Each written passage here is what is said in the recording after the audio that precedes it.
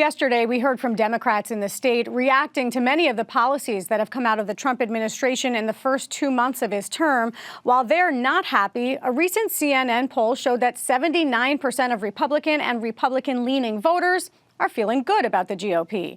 I'm joined now by the chair of the New Jersey Republican State Committee, Bob Hugin, to offer his take on how Republicans in New Jersey are feeling about President Trump's recent actions. Chairman Hugin, thanks so much for joining us tonight. Just want to ask you, we're about 2 months into the second Trump term. How are Republicans here in New Jersey feeling so far? It's been an exciting time with a lot going on. We're very happy that we think the country is now moving back in the right direction. So we couldn't be more pleased. What have you been most pleased with in terms of actions that this president has taken? I think the first thing is the tone. We need a president who acts, does things. We know he's the president. And I think the first thing he's done is deliver on the campaign promise of securing the border. We now are controlled. We're a country again. I'm a big fan of immigration, which I think most people are. But we need to have it controlled. We need to have the border controlled, let people come in that are legally here.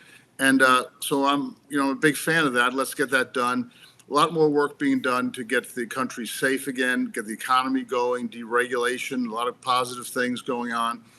It's, less than 2 months, I guess, or 2 months into the presidency. So a lot's been done, but he's certainly been the president. Are Republicans going to move any type of legislation forward that is going to make meaningful change so that there are pathways to citizenship here in the United States? I do think we should have comprehensive immigration reform, but it takes 60 votes in the Senate. So it's not something Republicans can do unilaterally. And there are lots of complicated issues, but I think we do need to have a pathway to citizenship for people that are good, strong performers that want to help, love the country, want to help the country move forward economically. But we need to get rid of the criminals. We need to deport the criminals. We don't need criminals coming in our country and committing the crimes that they've done. Most of the pushback that we're hearing from Democrats right now is about the cuts to programs and funding that we've seen come from the administration. Do any of the cuts that you've seen so far concern you? I'm not really aware of any cuts yet. I think that a lot of talk under DOGE, Department of Government Efficiency. Well, I'm not familiar with the real cuts. I think it's pausing things to make sure we make good decisions. Well, for example, the Department of Education fired half of its staff. No, I think they fired probationary employees. I don't think in the they Department of fired Education, it was half of the staff, and then the probationary employees across multiple departments has now been overturned in the courts as of yesterday. 24,000 probationary employees returned to their positions. But for Department of Education, for example, is that the right way to go to slash a department in half? Well, I think the question is, what is the role of that department? Do we need a Department of Education? Lots of things need to be done. The U.S. government needs to ensure that the states are operating things in a very fair and appropriate way, educate our kids. But let's be clear. The education system in New Jersey is broken and failed. The minority kids in inner cities, the poor white kids in rural areas are destined to a life of not the kind of opportunity they should have educationally or economically because of the poor educational system. And we've refused to make reforms. But education is a local issue. It's a city, it's a county, it's a state thing. Federal government should provide resources, but it shouldn't be blocking in the way, telling people how to run education. How do they know what's good for Alaska, what's good for New Jersey? It needs to be local control.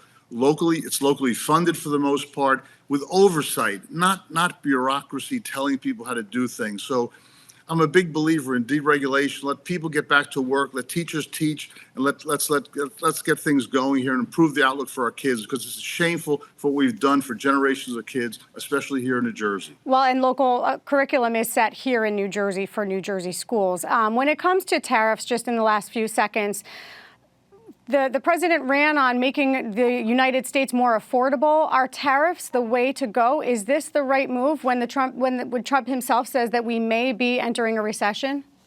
President Trump will be judged on his performance.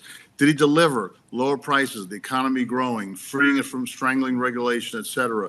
All good things that he promised, and he's working on them. So I can't in 2 months to say I'm going to judge the success if it's an outcome-oriented result that we should be talking about, not the process itself. So Do I agree with 100% of things? No, I don't agree with 100% of things, but I'm very much aligned with what he's done so far and where we're headed. But most importantly, we've got to deliver on those results. Bob Hugin, chair of the Republican State Committee, thank you so much for being with us tonight. Appreciate your time.